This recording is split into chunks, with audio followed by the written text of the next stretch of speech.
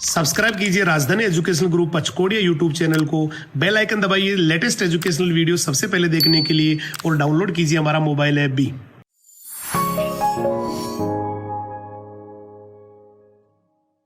Hello dear student, जय हिंद जय राजधानी। मैं डॉक्टर रमेश यादव, राजधानी एजुकेशन ग्रुप पचकोड़िया जोबनेट जयपुर से स्वागत करता हूं आप सभी का आज के स्पेशल एपिसोड में। और आज हम मिलने वाले ऐसे शख्सियत से जिन्होंने धूम मचा दी है। धूम का मतलब बहुत जबरदस्त किया 12th में भी, और 12th के साथ साथ ही जहां अक्सर लोग 1 साल 2 साल खराब करने के बाद में जेट में परफॉर्म कर पाते हैं, लेकिन आपने डायरेक्ट परफॉर्म किया है और 394 स्कोर किया है पहले प्रयास में, बहुत ही जबरदस्त। और 12th में भी आपका 91.60, मतलब कक्षा 10 में 72 था, 72 से आप पहुंच गए 92 पे, और 92 से आप पहुंच गए 394 पे। तो that's a very big achievement. तो यहाँ हम लोग मिलने वाले हैं ऐसे एक शख्सियत से, क्योंकि अक्सर स्टूडेंट्स का ख्वाब होता है, हर बच्चे का ख्वाब होता है जो एग्जाम में बैठता है कि मुझे जेट में बहुत अच्छा रैंक मिले, जेट में बहुत अच्छे मार्क्स मिले, मुझे जो है ना टॉप यूनिवर्सिटी मिले।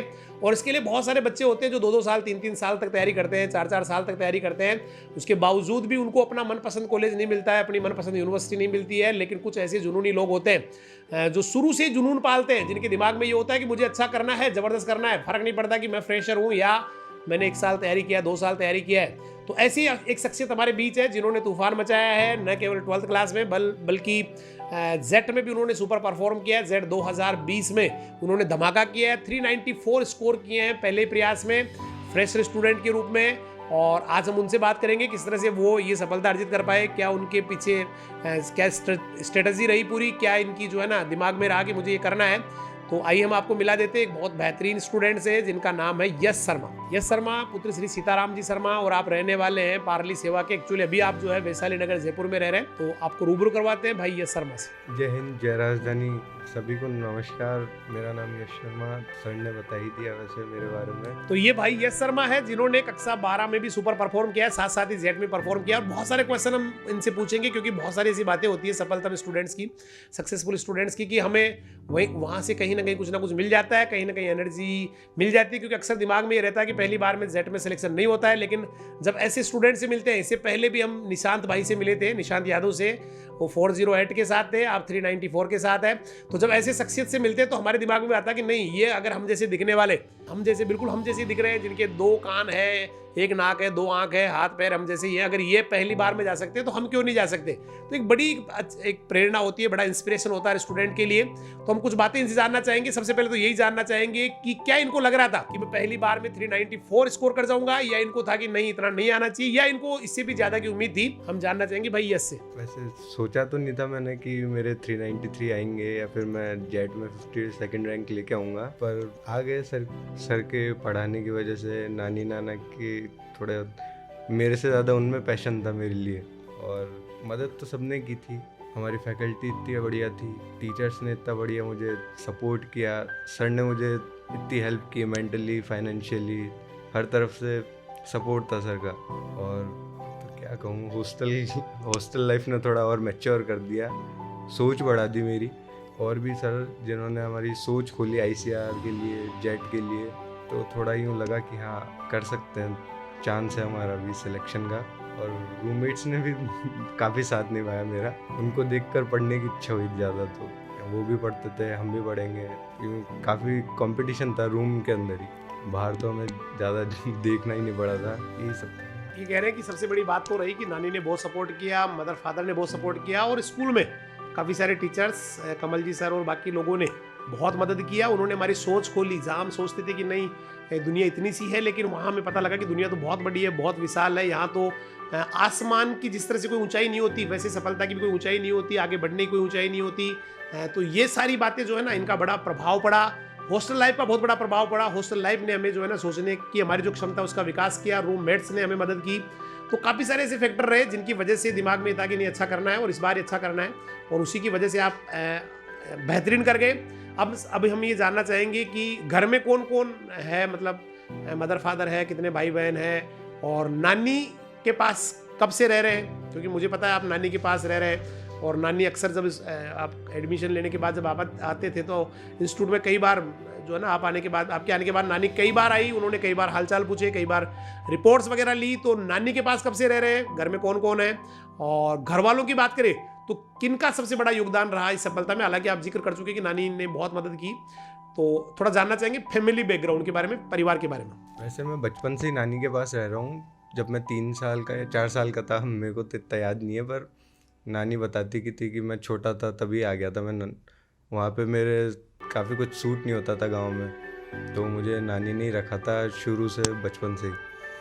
तो नानी ने सपोर्ट किया, और ज़्यादा तो मेरे मामा, जो कि खुद भी एग्रीकल्चर PhD की हुई है उन्होंने जोबनेर कॉलेज से, तो उन्होंने भी काफ़ी सपोर्ट किया। रोल मॉडल तो मेरे वही थे, उनकी वजह से मेरे को थोड़ा यूँ रहता था कि मेरे मामा हैं, मैं भी आगे जाऊँगा उनकी तरह ही। कह रहे हैं कि मामा जी का बड़ा सपोर्ट रहा। मामा जी जो PhD जिन्होंने की, उनकी वजह से भी मेरे दिमाग में था कि मुझे अच्छा करना है, और नानी का सपोर्ट पूरा रहा। 3-4 साल की उम्र में ही नानी के पास रहने लग गए, और आज भी नानी के पास ही रहते हैं। और एक्चुअली नानी इनके पीछे पड़ी हुई है कि आपको जोबनेर लेना है, और इनके दिमाग में चल रहा है कि नहीं मुझे थोड़ा सा दूर लेना है, तो उसके हिसाब से उदयपुर मेरे लिए सही रहेगा। नानी कह रही कि नहीं बेटा, घर की घर में ही। तो ये भी जद्दोजहद चल रही है, इसके बारे में हम आगे बात करेंगे। और अब सीधा हम ले चलते हैं आपको कि राजधानी में आने के बाद में आपने क्या क्या यहाँ से सीखा, और क्या मतलब किसी बच्चे को क्या संदेश देना चाहेंगे कि किस तरह से पढ़ना चाहिए, या क्या मतलब स्ट्रेटजी होनी चाहिए। तो राजधानी के बारे में आप क्या विचार है? सीधी सी हम बात करें तो राजधानी के बारे में आप क्या विचार रखते हैं, क्या व्यूज़ रखते हैं? हॉस्टल्स के बारे में, कोचिंग क्लासेस के बारे में, या जो टीचर्स हैं उनके बारे में आपके क्या व्यूज़ हैं? पहले तो टीचर्स के बारे में कहना चाहूँगा कि हमारी फैकल्टी बेस्ट थी, सभी ने काफ़ी सपोर्ट किया, हमारी पुरानी फैकल्टी हो या फिर नई फैकल्टी हो। और हॉस्टल लाइफ में तो मज़े तो हमने बहुत किए। लेट नाइट हम थोड़े पढ़ते भी, और फिर थोड़ा सा रात को नाच गाना वो सब हो करके फिर सो जाते हैं। काफ़ी कुछ यूँ एक्साइटिंग था हमारे लिए हॉस्टल लाइफ में। वाकई हॉस्टल लाइफ जो है ना, स्ट्रगल सिखाती है। क्या स्ट्रगल आता है कि आदमी में, या मतलब क्या डिफरेंस होता है कि स्टूडेंट जो घर से आ रहा है और एक हॉस्टल में रह रहा है, उसमें क्या अंतर होता है आपके हिसाब से? क्या बच्चे को हॉस्टल लाइफ में जीना चाहिए, हॉस्टल लाइफ जीनी चाहिए क्या? दैट्स ए इंपॉर्टेंट क्वेश्चन, और हर बच्चे के दिमाग में रहता है। क्योंकि एक्चुअली मैं भी जोबनेर में मेरा एडमिशन हुआ BSc AG में, और only 10 years distance from my home to Jobner campus, लेकिन फिर भी मैं हॉस्टल में रहा। और मेरा जो खुद का एक्सपीरियंस है वो ये कहता है कि हॉस्टल, अगर कोई आदमी हॉस्टल में नहीं रहता है तो मुझे लगता है उसका लाइफ कंप्लीट नहीं होता है। उसका जो जीवन सीखने का जो है ना, वो शायद एक पूर्णतः मैं नहीं मानूंगा, क्योंकि वहाँ पर हर चीज़ सीखने को मिलती है। हॉस्टल में आपको संघर्ष भी सीखना है। काफ़ी सारे स्टूडेंट्स होते हैं जो एक दूसरे को दबाने की कोशिश करते हैं, तो वहाँ भी अपने आप को जो है ना सर्वाइव करना है। और लाइन लगती है, जैसे अभी राजधानी में 850 बच्चे हॉस्टल में है, तो लंबी लंबी लाइनें लगती है। मतलब नाश्ते के लिए लाइन लग रही है बहुत लंबी सी, खाने के लिए लाइन लग रही है, तो वहाँ पर लाइन में डिसिप्लिन भी आदमी सीखता है। और सुबह उठने के बाद में जो है ना, भाई जो वॉशरूम है उसका उसमें नंबर आ जाए। और शाम को जो है ना, कहते हैं ना, हमारे हॉस्टल में एक बड़ा वो है कि इतने स्टूडेंट्स रहते हैं, a lot of students are in the hostel, तो बड़ा एक स्ट्रगल होता है, मजा आता है। तो वहाँ पर यूँ कहते हैं कि सुबह उठने का टाइम होता है, तो वहाँ वॉशरूम मिल जाए, that's a very big victory, बहुत बड़ी विजय हो गई। और रात को अपना तकिया सही जगह मिल जाए, क्योंकि इतना बड़ा हॉस्टल, इतने स्टूडेंट्स रहते हैं, तो तकिया सही जगह मिल जाए, that's also a great victory. तो ये एक, इसके बारे में क्या कहेंगे? हॉस्टल लाइफ के स्टूडेंट को जीनी चाहिए क्या दिमाग? मेरे हिसाब से तो देखो, मेरी जो व्यक्तिगत राय है, हॉस्टल बहुत जरूरी है लाइफ में, सक्सेस के लिए हॉस्टल बहुत जरूरी है। क्योंकि मैंने कहा ना, हर चीज़ वहाँ सीखता है आदमी। ऐसे बहुत सारे हॉस्टल होते हैं जहाँ बुरी चीज़ें भी सीखता है, लेकिन जब हॉस्टल ऐसा हो, राजधानी जैसा, जहाँ केयर हो रही है, हर स्टूडेंट, हर विंग के लिए अलग से वार्डन है, वहाँ पे जो है ना पूरा केयर किया जा रहा है, पूरा जो है ध्यान रखा जा रहा है, कब उठ रहा है बच्चा, कब सो रहा है, कब खा रहा है, तो वहाँ पर मुझे लग रहा है हॉस्टल का बहुत ही पॉजिटिव इफेक्ट आता है। और इवन मैं तो ये भी कहता हूँ कि हॉस्टल में जो पढ़ा हुआ बच्चा है, उसको अगर आप ये कहते कि आपको अंडरवर्ल्ड में जाना है, तो मुझे लग रहा है शायद अंडरवर्ल्ड के जो डॉन है वो नीचे बैठ जाएंगे, वो चेयर पे बैठ जाएगा, 10 दिन बाद में ये हालत हो जाएगी। इतना मास्टर माइंड हो जाता है हर प्रकार से, बोलने में, चलने में, अगले को पहचानने में कि अगला मुझसे क्या चाहता है। समटाइम क्या होता है, हमें कुछ लोग ऐसे ठग लेते हैं, ऐसे बेवकूफ़ लोग होते हैं जो हमें बेवकूफ़ बना जाते हैं। तो वहाँ पर ये वाली जो है ना बेवकूफ़ बनने वाली बात, वो हॉस्टल स्टूडेंट के लिए नहीं होती है, क्योंकि वो हर चीज़ को समझने लग जाता है। वो अगले के बोलने के भाव को देख के जान जाता है कि अगला मुझसे क्या चाहता है। तो क्या लगा आपको, क्या ऐसा वाकई ऐसा होता है, या सिंपली जो है ना केवल मेरा ही दृष्टिकोण है, या मेरा ही व्यूज़ है, या आपको भी ऐसा लगता है हॉस्टल के बारे में? वैसे मैं 11th क्लास में घर से ही आता था, और 12th में आया मैं हॉस्टल के अंदर। तो 11th में तो हमने क्या, बस आराम से सुबह आया, बस में बैठे, आ गए राजधानी, पहुंच गए, ज़्यादा कोई दिक्कत नहीं थी। कपड़े वपड़े भी घर पे धुल जाते थे, कोई दिक्कत यूँ ज़्यादा स्ट्रगल नहीं हुआ। पर जब 12th में आके नया हॉस्टल में कमरे में घुसे, तो काफ़ी कुछ यूँ अलग था, नींद नहीं आ रही थी रात को, काफ़ी कुछ बदल गया था सब कुछ।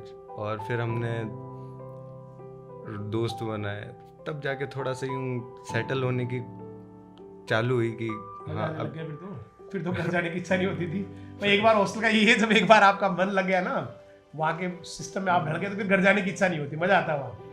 मुझे लग रहा है शायद यही स्थिति रही होगी बाद में। तो स्ट्रगल तो हमने सुबह से चालू होता था हमारा स्ट्रगल, और शाम को सोने तक चलता था।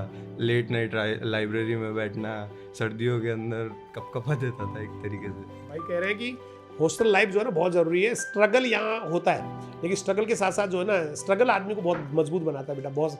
मतलब मैं तो इवन ये कहता हूँ कि हॉस्टल का एक बच्चा और नॉन हॉस्टल के शायद 5 बच्चे बराबर होते हैं, इतना इंटेलिजेंट हो जाता है हर काम में ही। हॉस्टल बड़ा एक इंपॉर्टेंट रोल अदा करता है मेरे हिसाब से एक स्टूडेंट की लाइफ में। और अगर पॉजिटिवनेस के साथ कोई हॉस्टल होता है जहाँ पे केयर होती है, तो वहाँ पर बड़ा एक सीखने को मिलता है, अच्छा माहौल मिलता है।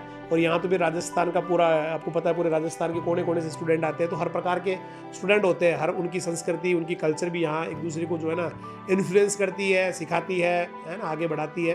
तो हॉस्टल लाइफ जो है इस तरह से आदमी को मेरे हिसाब से ज़्यादा बेस्ट कर देती है। अब हम ये जानना चाहेंगे कि क्या जब आपको रिजल्ट आया उस समय सबसे पहले किसने बताया कि आपका ये स्कोर है, और उस स्कोर को देख के 393.56 मतलब लगभग 394 नंबर होते हैं, 394 होते हैं, तो आपको सबसे पहले किसने बताया और उसके बाद क्या प्रतिक्रिया थी, या आज भी घर वालों की क्या प्रतिक्रिया है? क्योंकि अभी थोड़ी देर पहले नानी के लिए आप बता रहे थे, बोला नानी ये कह रही थी बेटा आपका तो जॉबनेट तो मुश्किल हो, जॉबनेट तो इस नंबर में शायद मुश्किल आएगा। और इसने भी नानी को यही बता रखा भाई ने भी कि क्योंकि इसके दिमाग में जबकि 394 इज ए बिग स्कोर। अब wherever you want to take admission you can, तो वैसे वाला कोई इशू नहीं है। लेकिन आपको किसने तो ये बताया, उस समय क्या प्रतिक्रिया रही और आज भी घर वालों की क्या प्रतिक्रिया है, ये जरूर जानना चाहेंगे। वैसे मैंने जैसे आपको बताया कि सर ने मेरे को सपोर्ट किया, और इस चीज़ में भी मेरे को सर ने ही सपोर्ट किया, क्योंकि मैं रिज़ल्ट चेक नहीं कर पाया, और फिर सर ने ही मुझे रिज़ल्ट बताया था मेरा। मुझे तो पता भी नहीं चला था कि मेरा क्या स्कोर रहा है। फिर पापा मम्मी ने सर से बात करके मेरे को रिज़ल्ट बताया, सर ने उन्हें भेजा, तो यूँ सर का ही था रिज़ल्ट बताने में भी। और उस टाइम पे घर वालों को तो लग रहा, मैंने नानी को बताया कि मेरा जॉबनेट नहीं हो सकता सिलेक्शन, तो नानी ने कहा कि आप तो सीधा यहाँ पे आओ तो राजधानी चले जाना, दोबारा तैयारी करो, वापस से 1 साल तैयारी कर लो, पर जॉबनेट पढ़ना है।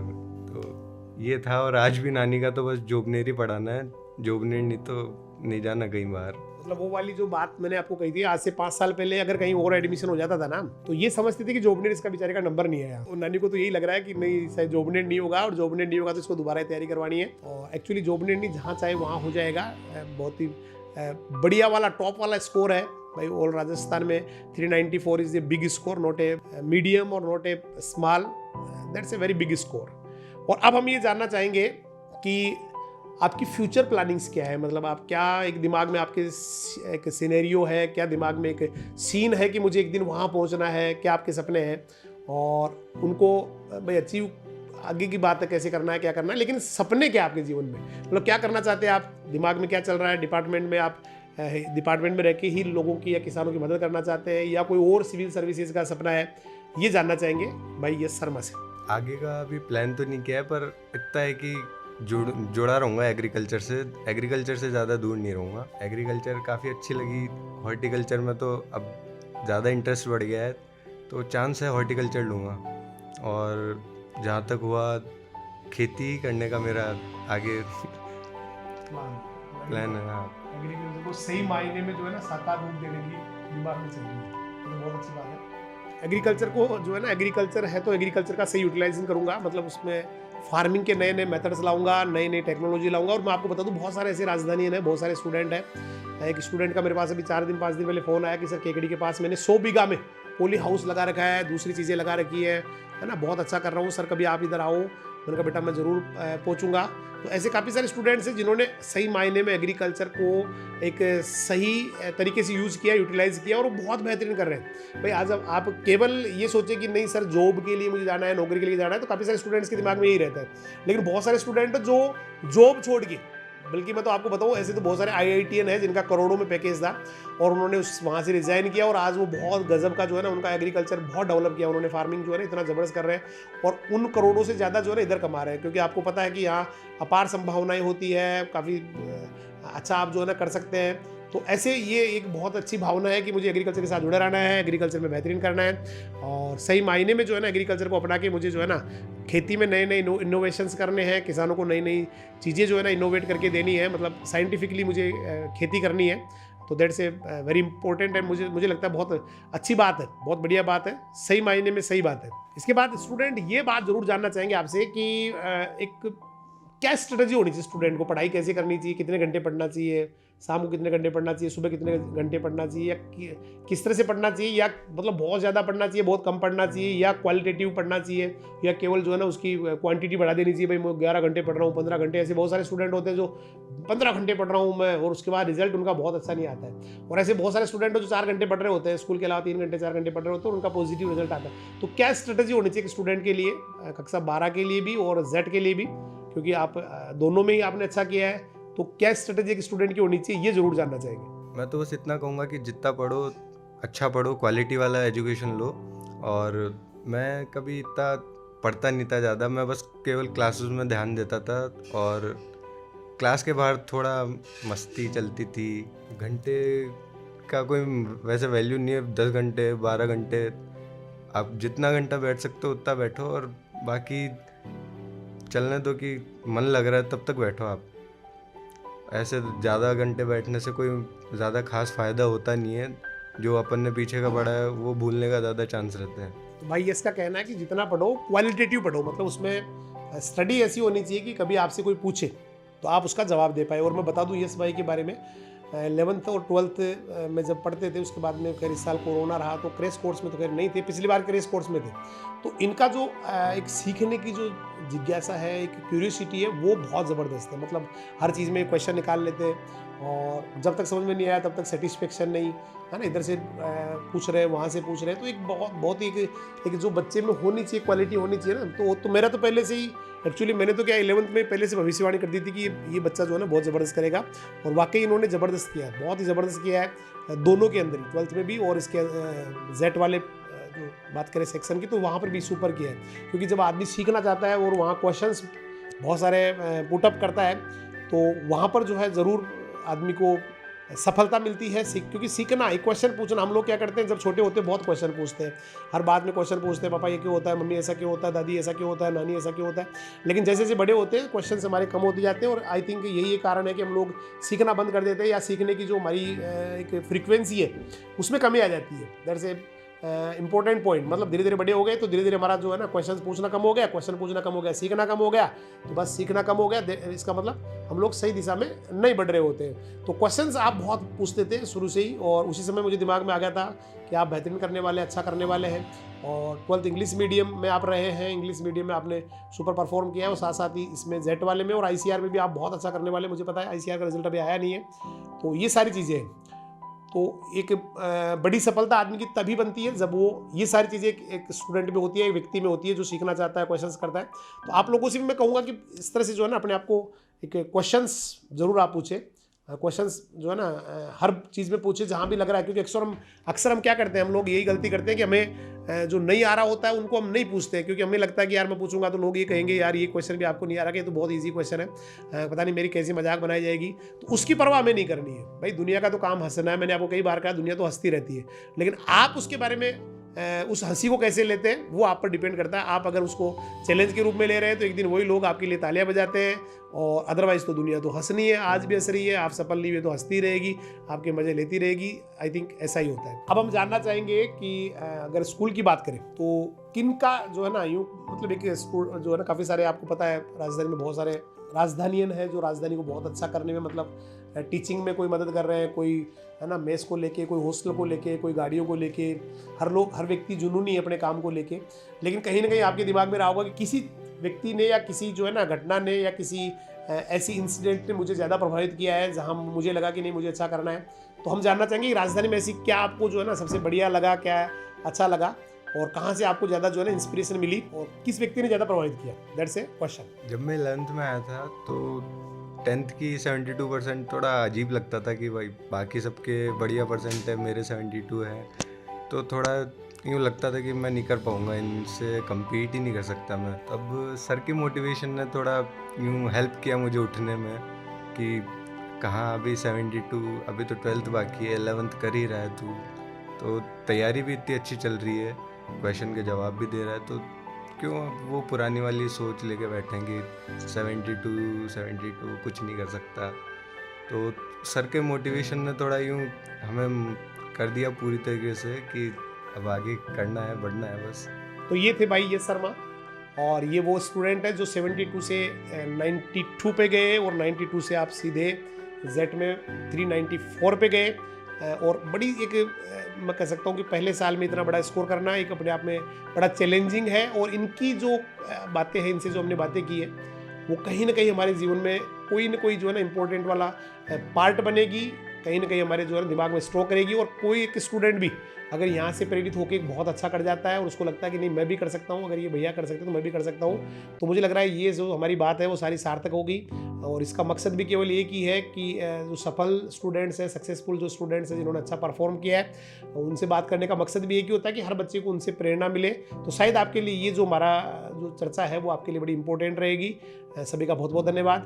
नमस्कार। जय हिंद, जय राजधानी।